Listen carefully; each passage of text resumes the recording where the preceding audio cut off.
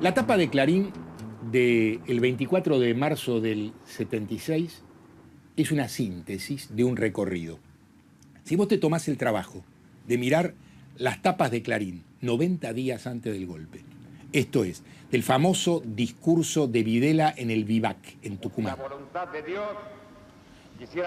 y vos mirás de allí las tapas en adelante, vas a ver que es como si el ejército fuera conquistando la tapa de Clarín, como si las Fuerzas Armadas ganaran la tapa como un territorio.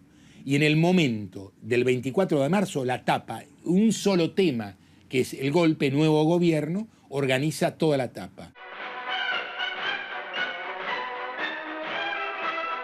Las directivas que sacó la dictadura en las primeras horas para los medios de comunicación, que son las archiconocidas ya directivas en las que imponen la censura más férrea, que es decir, no pueden publicar nada sobre hechos que tengan que ver con la lucha contra la subversión, aparición de cadáveres, etc. Es una directiva que llamativamente es levantada a los pocos días. Clarín saca, coincidiendo con ese levantamiento, saca una foto epígrafe en la tapa donde dice que, bueno, que ya como que terminó la censura, que la censura duró unos días y que ya está, fue eso y punto. Lo que sí recuerdo, los primeros días, después del 24, hay una especie de intervención del gobierno, no solo en Clarín, en todos los diarios. Entonces uno terminaba de hacer un original y mandaba durante 2 o 3 días había que mandar los originales, no sé quién los censuraba. Mentira que la censura fue levantada. Lo que consiguió la dictadura es los disciplinó rápido y vio que respondían. Así se llegó a la barbaridad en Clarín de publicar una nota hecha por los militares y acompañada por el armado periodístico de Clarín, en la que se habla de unos centros clandestinos, no como centros clandestinos, sino como lugares de recuperación de subversivos detenidos, en los que prácticamente se dice que vivían en un lugar confortable, con psicólogos, médicos, etcétera, y que los estaban recuperando para luego entregarlos a la sociedad. Eso fue el disciplinamiento, digamos, de Clarín. El desarrollismo, después del golpe del 76, queda en una muy mala situación. No solo porque José Alfredo Martínez de Hoz le echa a Flitt, sino porque los militares ven en el desarrollismo una política de izquierda camuflada. Entonces, en esas condiciones, el desarrollismo no tiene capacidad de incidir en la interna militar de ninguna manera. El único elemento que el desarrollismo posee, que no es propio de ninguna manera, pero con el cual el desarrollismo puede jugar y que juega en la interna militar, es el almirante Macera. Macera es básicamente el proceso, pero es la crítica económica también a la política de Martínez de Hoz. En consecuencia, si uno mira el comportamiento de Convicción, que fue el diario de la Marina de Guerra directamente, y de Clarín, va a ver sus enormes y sistemáticas confluencias. Esto es, la crítica sistemática al plan económico de Martínez de Hoz y el apoyo explícito a todo lo demás.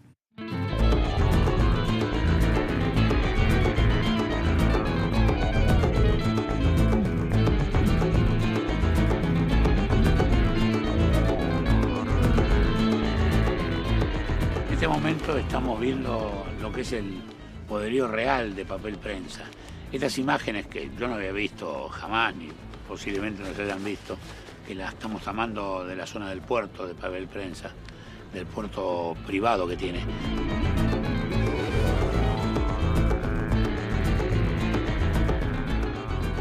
Papel Prensa era en ese momento una sociedad que ya tenía otorgados créditos del Estado, que ya estaba conformada como sociedad para ser la primera planta productora de papel para diarios. En el gobierno anterior, estando Helbar como ministro de Economía, la sociedad Papel Prensa ha sido entregada al grupo de los Greiber, cuya cabeza era David Greiber. Cuando Greiber muere en un accidente hasta hoy misterioso, en agosto del 76, empiezan a salir a la luz las vinculaciones de Greiber con el grupo Montoneros. La dictadura quería, por un lado, que la producción de papel de diario estuviera en manos de socios ideológicos y comerciales de la dictadura, y por el otro lado porque desconfiaban de Greiber por ser un empresario de origen judío. El general Villarreal, Rogelio Villarreal, era el secretario general de la presidencia de Videla y es el hombre al que Videla encarga una serie de conversaciones con los directivos de los diarios en el momento en que la Junta, el gobierno militar, decide resolver el problema que ellos tenían con Papel Prensa. No es que se comentaba, había datos concretos de la relación de Greiber con Montoneros. Y este fue uno de los elementos que llevó a buscar una solución rápida al tema de Papel Prensa. Entonces es cuando se toma la decisión de buscar a quién adjudicarse. Martínez de Oz propuso que le parecía mejor adjudicarle a los 3 diarios más importantes, Nación, Clarín y La Razón.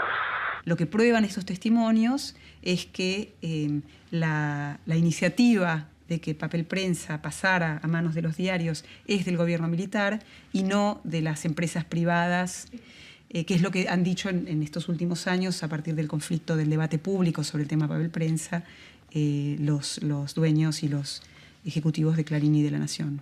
El grupo Clarín a fines del 2010 entregó esta cartilla que, digamos, un poco se repartió, se hizo una reunión interna con los grupos más importantes gerenciales de la empresa y todos los periodistas que pertenecen al grupo.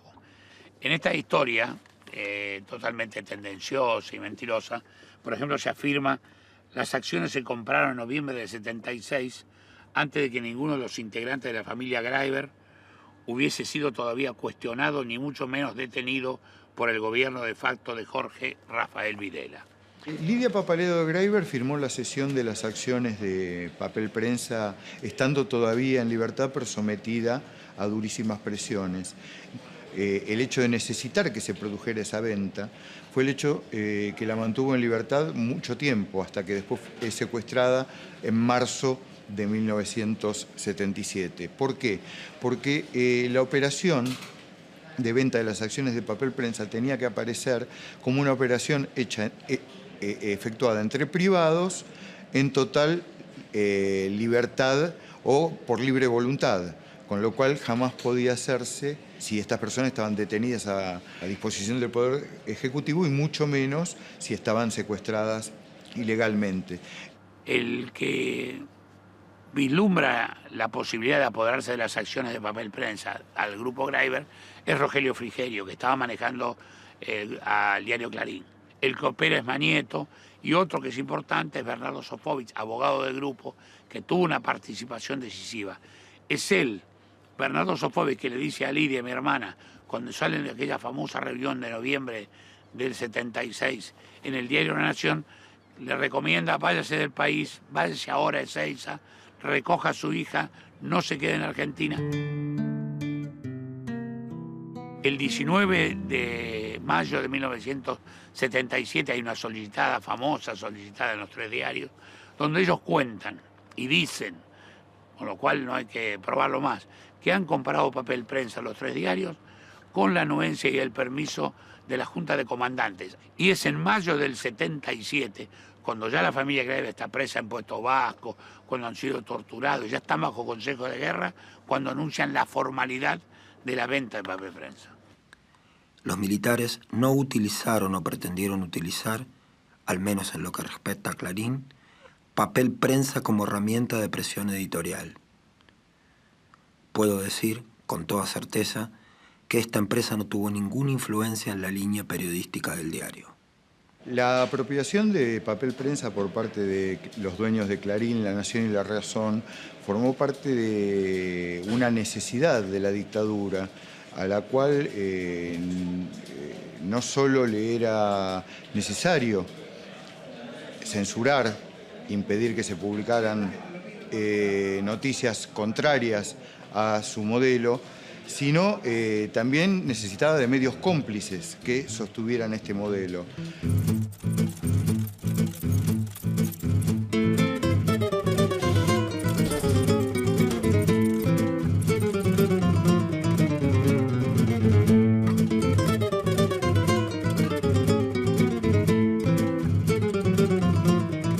El 27 de septiembre de 1978, pocos meses después del Mundial de Fútbol, en este lugar se corta la cinta inaugural de papel prensa. El presidente de la Nación, junto a autoridades de la empresa, procede a cortar la cinta con los colores nacionales. De esta manera queda así inaugurada la planta de papel prensa.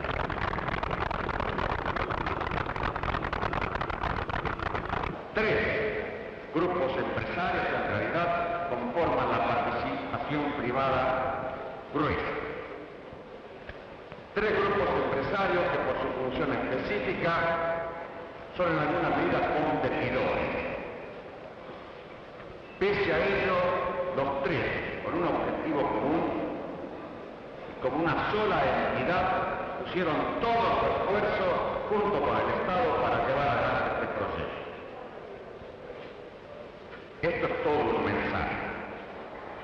Y esto es, el número primero de Clarín era papel prensa, fue papel prensa. Papel prensa fue el pivote esencial para que Clarín llegase a ser lo que fue. El dueño, en nombre de las corporaciones, del poder en la Argentina.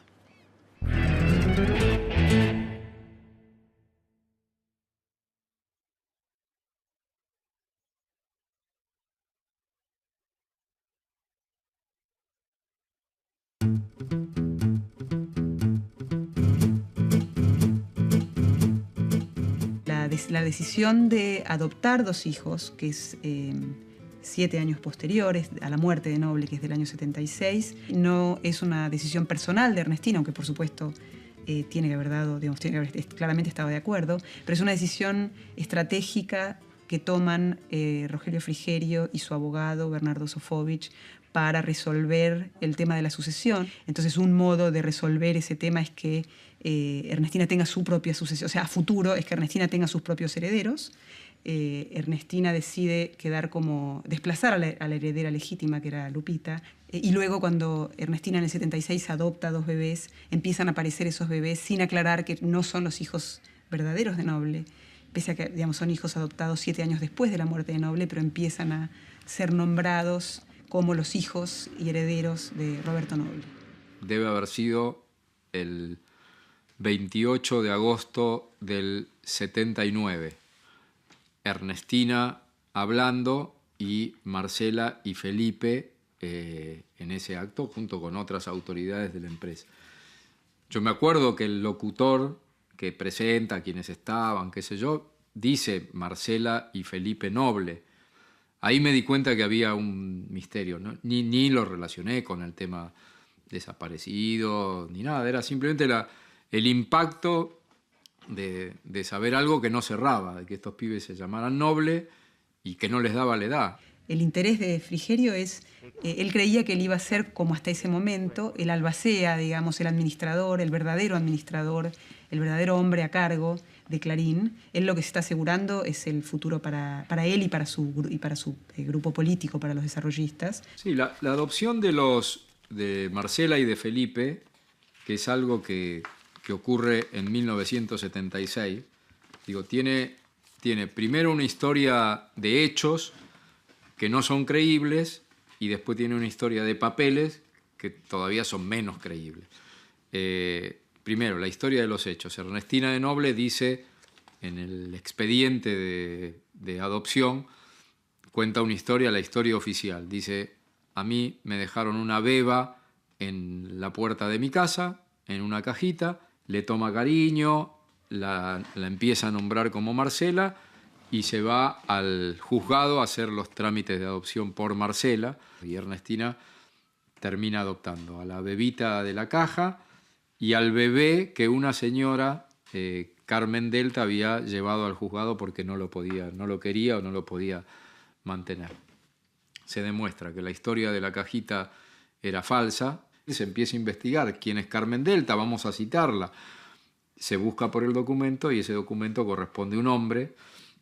Y después hay unos números de expediente ahí muy llamativos, porque si los trámites fueron hechos en forma casi simultánea, a Felipe lleva el 43.254 y el de Marcela lleva el 37.755. O sea que entre uno y otro hay 5.600 nacimientos. Y entonces, ¿cómo pueden haber nacido 5.600 pibes en un trámite que había sido hecho entre uno y otro? Ahí está claro que lo que le metieron es un sello así nomás y que esta partida fue hecha en la oscuridad, que esta partida fue hecha totalmente trucha. Bueno, todos estos elementos son los que hacen que los que hicieron en su momento que se sospechara fuertemente de lo fraguado que estaba este expediente y que se comprobara que estaba fraguado, y esa sospecha se mantiene y solamente se va a aclarar el día que sepamos quiénes son los padres de Marcela y de Felipe. Bueno, a raíz de todas las violaciones de derechos humanos, los secuestros, los asesinatos, digamos, una de las estrategias de los familiares de las víctimas era invitar a que vinieran misiones internacionales a verificar lo que ocurría en la Argentina. Y una de las visitas que se produjeron fue en el año 78, una de la Sociedad Interamericana de Prensa, la SIP, y publicaron un informe donde ellos señalan con asombro que los principales editores del país no denuncian las violaciones a la libertad de expresión que estaban ocurriendo y justifican la política represiva de la dictadura, porque dice que los editores de los principales medios, sea Clarín y La Nación, les plantearon que la seguridad nacional es más importante que la libertad de expresión. Bueno, acá en la biografía de Mañeto, hecha a medida por Nacho López, cuenta una frase de Citrin Blum, que dirigía el diario en aquella época, que dice: fueron años muy buenos en lo profesional, malos, durísimos, dolorosos para el país, pero años de enorme crecimiento para el diario. Esto es la política, digamos, Mañeto, en cuanto a ejecución empresaria, y en cuanto a ejecución periodística, la política Citrin Blum. Es decir, cuando el diario decide darle prioridad absoluta al tema de hay que hacer periodismo, pero hay que hacer plata. Y en muchos de esos momentos el hay que hacer plata desbordaba al hay que hacer periodismo. Marcos fue el general periodístico, el que recibía la línea política del MIT, de boca de Frigerio y de boca directa de Mañeto después, y el que sabía cómo había que ejecutar periodísticamente eso. Entonces, cuando el MIT decidió apoyar, por ejemplo, a la dictadura, Marcos fue el ejecutor de la política periodística de cómo apoyar a la dictadura. Y en eso Marcos Citrin Blum, que era periodista y que además era un periodista con mucha calle y mucho conocimiento, supo que el apoyo a la dictadura había que hacerlo de manera tal que coincidiera con los aspectos en los que la dictadura tenía gran apoyo popular. Y uno de los temas que supo explotar fue, por ejemplo, el tema de deportes. A tal punto que Clarín coorganiza con la dictadura y con el gobierno de Videla, un partido organizado por ellos en la cancha de River en homenaje a los campeones del mundo del 78. Lo organizan en el año 79, lo organizan conjuntamente Clarín con el gobierno, y la copa de ese partido la entregan simbólicamente Videla y Ernestina de Noble.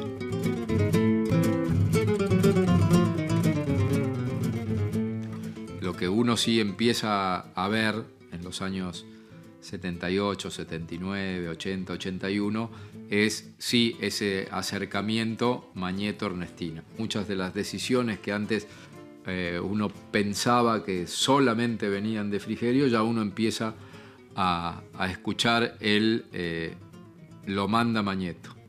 Uno va viendo, bueno, que hay alguien que su figura se va diluyendo, Frigerio, y la de otro que va aumentando en intensidad.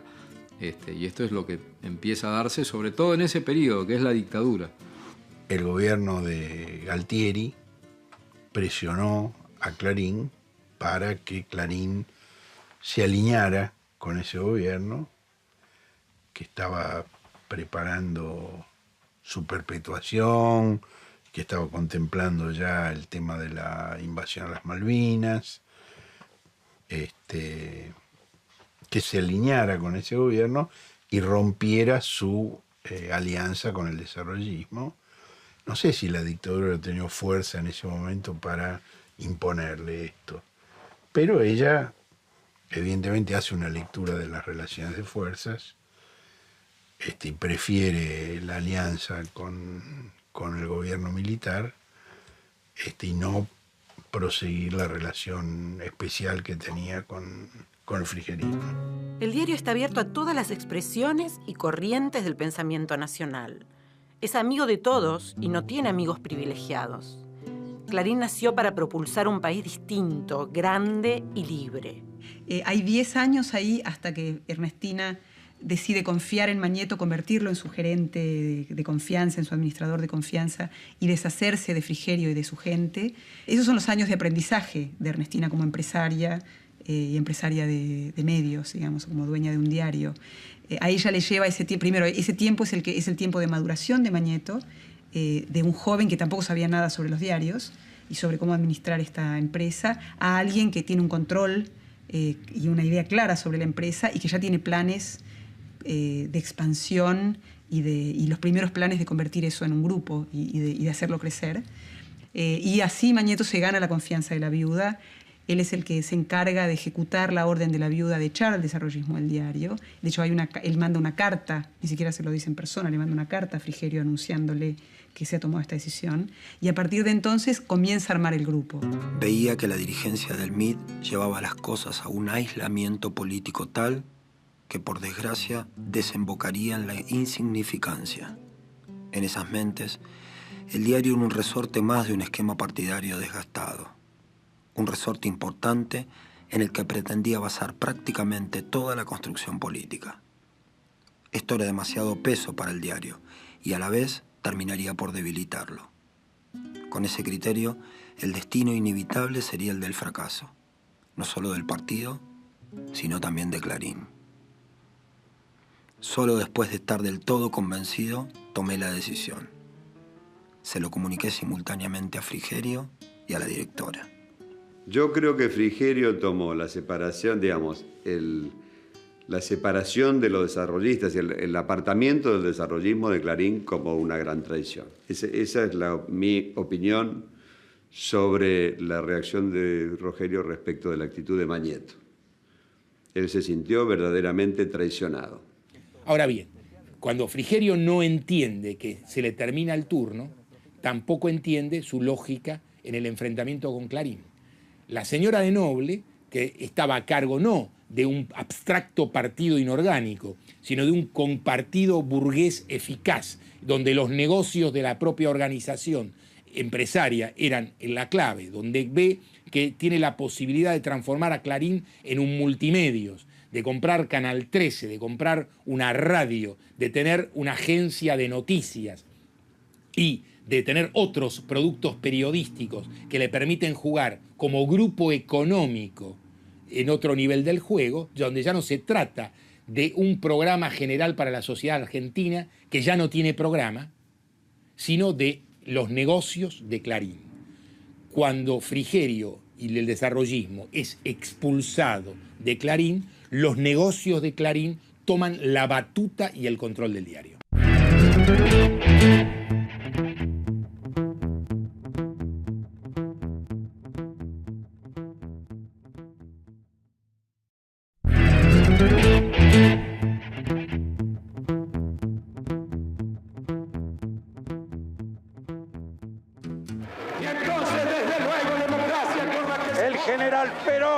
Cuando decía que lo mejor que tenemos es el pueblo. Piense que si el 30 usted no se equivoca, ganamos todos los argentinos. Bueno, el retorno democrático va a ser muy significativo para los medios, ¿no? En primer lugar porque en esa etapa de revisión histórica y de apertura tenían un doble desafío, ¿no? Por un lado, explicar qué habían hecho durante la dictadura, ¿no? O sea, los medios en algunos casos habían sido promotores, en otros cómplices, y en los menos habían callado y no habían dicho nada. Clarín sale de la dictadura militar en el 83, claramente como el líder del mercado de diarios. Que sea líder de mercado de diarios en un país como la Argentina tiene un valor adicional a lo que sucede en otros países de América Latina, digamos, un país que tiene una tradición de lectura de diarios mayor que el promedio latinoamericano, y además donde el sistema de medios organiza su agenda en función de lo que publica el diario. Una vez consolidada la situación económica del diario Clarín y con el control de papel prensa, con el dominio de los insumos necesarios, hay un segundo movimiento económico que Manieto claramente va a encarar y va a propulsar, que es la expansión, ya no el dominio de la cadena vertical de producción, es decir, papel y diario, sino la expansión a lo que es el sector multimedia, ¿no? Y ahí procura, a lo largo de todo el gobierno de Alfonsín, hacerse con medios tanto de radio como de televisión. De hecho, a mediados de los 80 ya se hace cargo a través de testaferros de Radio Mitre. También desde Mitre trabajamos para poder cumplimentar las prioridades que nos exigimos como grupo. De ese modo vamos a poder ofrecer a la gente una programación de calidad. También vamos a presentar una seriedad periodística, un pluralismo e independencia.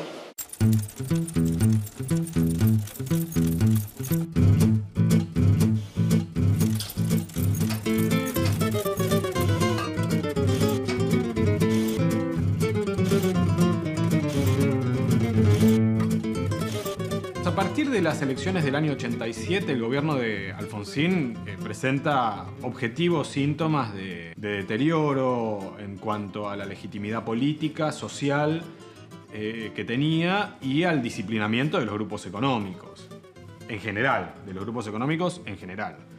Esto también se aplica al sector de los medios de comunicación. Yo les pido que lean el Clarín, que se especializa en titular de manera definida como si realmente quisiera hacerle caer la fe y la esperanza al pueblo argentino.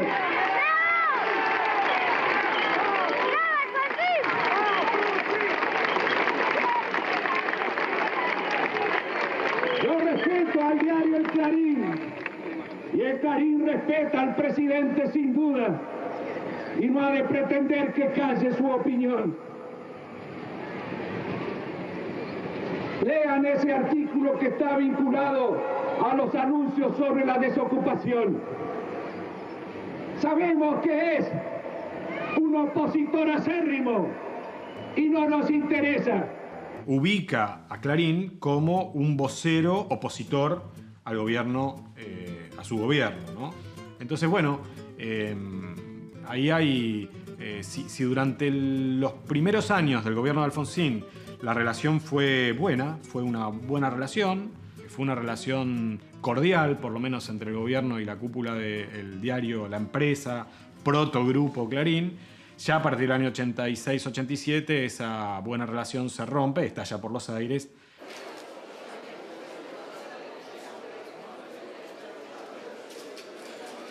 Eran los momentos en los que la clase política, dirigencial, periodística, deportiva, de espectáculos, qué sé yo, no le decía nunca no a Clarín, era siempre sí, no, Clarín era lo más. Entonces iban a sus actos, a sus fiestas, y a nosotros, pero no, se nos revolvía todo con él. La soledad que había era, te digo, tremenda. Clarín en el 89 posee, por supuesto, el diario.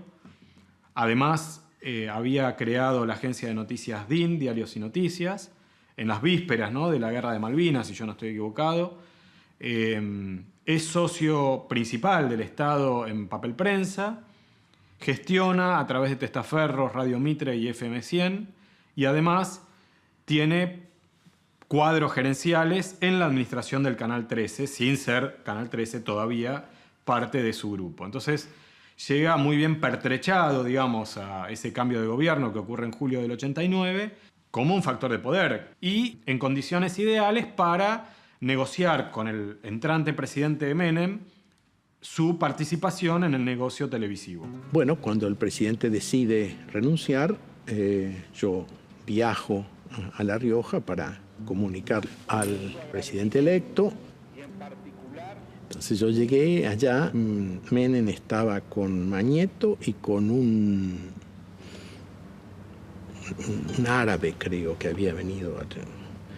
Bueno, cuando yo llegué, bueno, él hizo una parte y le dije, vengo a avisarte que el presidente renuncia esta noche. ¿Qué hacía Mañeto ahí? No lo sé. Yo digo quién estaba, qué sé yo qué hacía. Además no le pregunté a Menem, yo no iba para eso. Pero esa fue la historia. Esa anticipación de la entrega del gobierno tiene un acuerdo entre el presidente saliente y el presidente entrante. Parte de ese acuerdo es sancionar con las mayorías peronista y radical en el Congreso un paquete de leyes. La más importante de ellas fue la Ley de Reforma del Estado, que levanta el impedimento que pesaba sobre los empresarios de diarios para tener licencias de radio y de televisión. Recordemos que por aquellos años el Grupo Clarín llegó a vender 1 millón de ejemplares los días domingos, es decir, una cifra que lo transformaba, como ellos mismos se promocionaban, en el diario de mayor venta en habla hispana, y le daba una rentabilidad muy importante en el económico, pero su siguiente crecimiento tenía que ser hacia la radio y la televisión. Y en ese sentido se inicia con Radio Mitre de manera indirecta para luego, ya con el gobierno de Menem, conseguir el objeto más preciado, que es Canal 13. Bueno, cuénteme un poco, ¿qué sensación ahora que ya están en poder casi de Canal 13? Tenemos una gran preocupación, que creo que también compartimos con los colegas que fueron adjudicatarios del 11. ¿Qué es lo que va a quedar? Esta es una disminución del gasto que va a haber también en el Estado. Es la primera privatización importante que se ha hecho en el país. Y lo hacen al principio, no al final. Y lo hicieron al principio del gobierno y no al final. Esto está demostrando un convencimiento en los sectores de poder de que es el camino correcto. ¿Por cuántos años se lo dan, por empezar? La licitación es por 15 años, renovable a opción del que recibe el canal 10 años más. Es decir, son 25 años. Clarín, 1 millón de ejemplares en la calle. ¿Va a tener la misma libertad que tiene ahora para decir eso, amar y eso está bien? Creo que sí. Es decir, la libertad que tienen los medios de comunicación es la libertad que los propios medios de comunicación saben defender. Todos sabemos que la relación entre el poder y los medios de comunicación es una relación no fácil, que tiene... A papá se lo va a decir. Todos tenemos experiencia de eso. Lucio, pero hoy es una realidad. Lucio, ¿me puede hacer un favor? ¿Me puede pellizcar acá? ¡Ay, pero se lo tomó en serio! Estamos despiertos, ¿no? Sí, me cuesta creerlo. Es increíble que se haya podido dar en tan corto tiempo un episodio de este tipo. Es decir, la nuestra fue la primera privatización irregular y la más irregular de todas, porque le había dado la intervención a quienes iban a ser los dueños, que ya estaba pactado. Es una irregularidad absoluta, porque le entrega el canal a Clarín, sabiendo que ya lo iba a privatizar, en desmedro de las demás empresas que se iban a presentar a la licitación, se lo entrega y durante esos 6 meses normaliza todas las cuentas a su favor. Entonces, después de saneada la economía de la empresa y luego de ser privatizada y tomar posición formal, Clarín tenía en Canal 13 una empresa totalmente saneada, y no de una empresa del Estado, sino que ya la manejaba ellos durante esos 6 meses. Realmente es un día sin precedentes en la historia argentina. Yo me congratulo de poder hacer estas manifestaciones y felicito al gobierno del presidente Menem por esta decisión política de tanta trascendencia.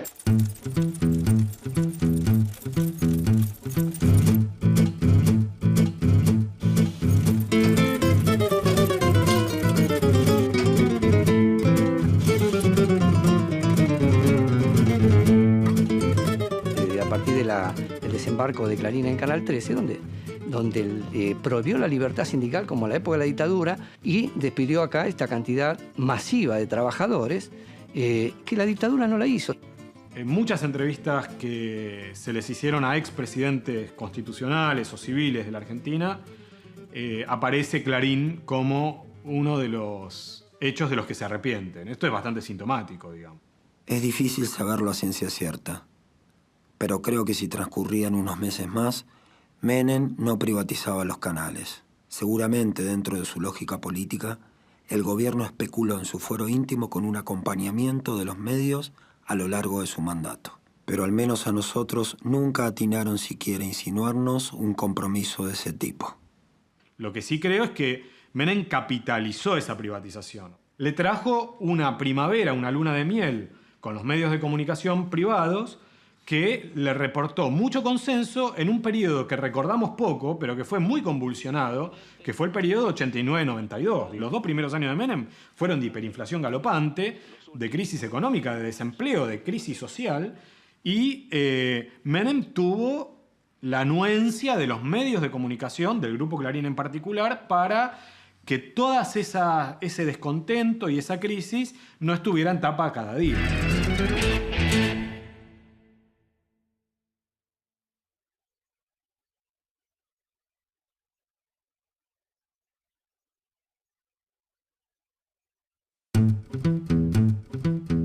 Clarín fue tremendamente socio y oportunista con todos los gobiernos, y a todos los gobiernos trataba de arrancarles cosas. Aquella famosa frase en la que Mañeto explicó cómo es el negocio de los medios en cuanto a conseguir cosas y seguir vivo después y seguir consiguiendo cosas. Los 2 primeros años, adular al gobierno para sacarle cosas. En los otros 2 años, pegarle al gobierno, también para marcarle bien la cancha y tratar de sacarle cosas. Y en los 2 últimos años, destrozar a ese gobierno, para marcarle al gobierno que viene cómo es la mano. O sea, que el gobierno que viene sepa que tiene que estar bien con Clarín. Clarín empieza a atacar a Menem, que eran socios y habían hecho ese pacto para la adquisición, la apropiación irregular de Canal 13. Entonces saca un programa periodístico durante la noche, y la toma a Liliana López Foresi. Con este programa opositor que tenía desde Canal 13, y entonces Menem, viendo cómo me estás traicionando, te regalé el canal y ahora me estás haciendo la contra, le pone en Canal 7 un programa, se llama 5 sesiones, conducido por Patricio Kelly. En uno de los programas saca la foto de los hijos adoptivos ilegalmente por parte de la señora de Noble. Entonces le pone el programa: señora, ¿usted conoce quiénes son los padres de estos chicos? Y bueno, a partir de ahí, la de Noble le pide una reunión a Menem. Menem la recibe y le dice, bueno, que lo saque a Patricio Kelly, que no saque lo que está diciendo con respecto a mis hijos, qué sé yo. Bueno, entonces Menem le dice, bueno, yo lo saco a Patricio Kelly, pero basta con lo de Liliana López Foresi, con el programa.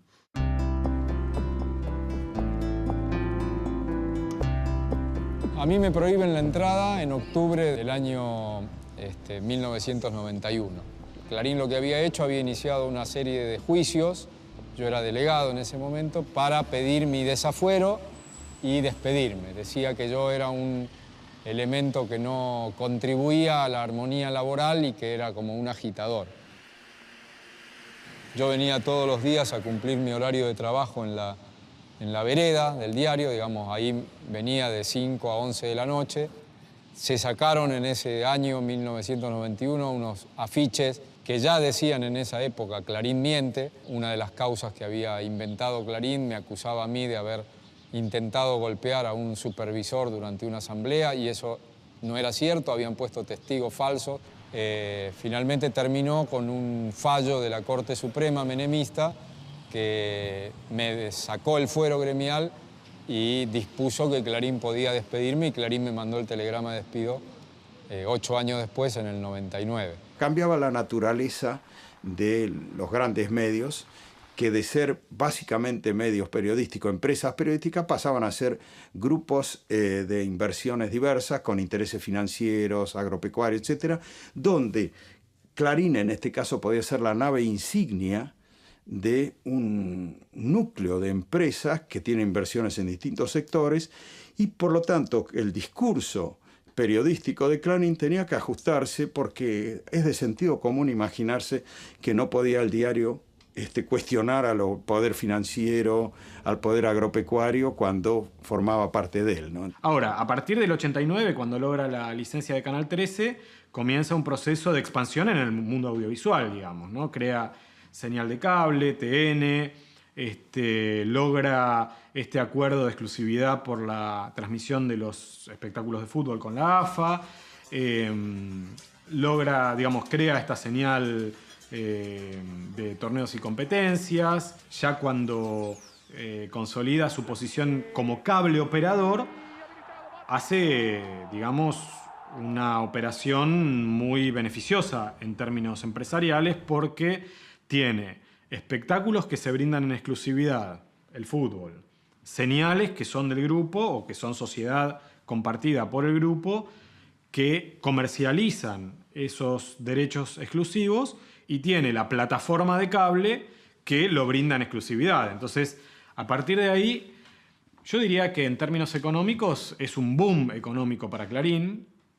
Es un boom económico no necesariamente financiero, porque para salir agresivamente, digamos, a ganar mercados, Clarín tiene en los 90 que endeudarse, que contraer deuda. Esa deuda que contrae Clarín es en dólares. Porque al poco tiempo también desarrolla el nuevo negocio, que va a ser el negocio estrella de los 90, que es la televisión por cable, ¿no? Y ahí se ve la visión empresarial de Manieto de no conformarse, ¿no?, con poseer estos 3 niveles que eran prensa, radio y televisión abierta, sino que ve que hay un negocio muy significativo que es la televisión por cable. En este caso es necesario y es imprescindible hablar del tema fútbol. Obviamente el fútbol para los intereses del diario Clarín significó mucho, porque significó apropiarse de un contenido que era imprescindible para los cables. En la Argentina, el fútbol representa el 60% del costo de programación de una empresa de cable. Por eso la tendencia global es que cada vez más el fútbol lo paguen quienes realmente lo desean y lo disfrutan, y no todo el resto de los abonados. El tema del fútbol, que en un principio se vendía en forma exclusiva. Esto era fundamentalmente dañino porque había localidades en donde había 2 canales de cable, por ejemplo, y se le vendía solamente a uno de los 2. Al que no se le vendía el fútbol, prácticamente ese canal desaparecía. Y en muchos casos ocurrió que una vez que ese canal estaba prácticamente muerto, por decirlo así, por no tener este producto fútbol, venía, supongamos, Clarín, compraba ese canal, cuando terminaba el contrato con el canal al cual le habían vendido antes, le pasaban el fútbol de nuevo a este canal que ellos habían comprado, a precio vil, porque el canal estaba ya muy deteriorado económicamente y en cantidad de abonados, obviamente. Yo entiendo que son en el orden de los 200, 240 cables que ha acumulado el grupo en todo este proceso, a los cuales hay que agregar no solamente la posesión física del cable, sino que a esos cables se le inyecta también los contenidos que el grupo específicamente produce.